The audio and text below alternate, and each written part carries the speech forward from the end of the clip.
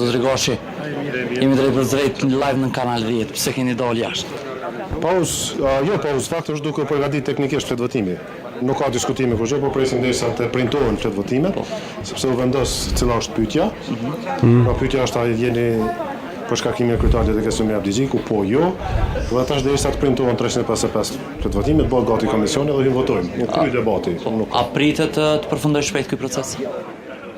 Cili proces? Procesi votimit. Jo, mund se që merr disa orë, sepse janë 355 delegatë që duhet me votu një nga një. Faleminderit shumë.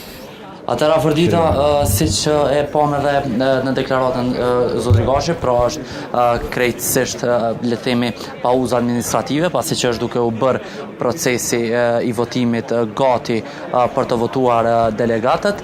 Deri tani sipas informacioneve që kemi në fillim ishin 325 delegatë, tash janë 328 delegatë të cilët do të votojnë, po flas gjithnjë sipas informacioneve të fundit që i kemi brenda mbledhjes së kuvendit të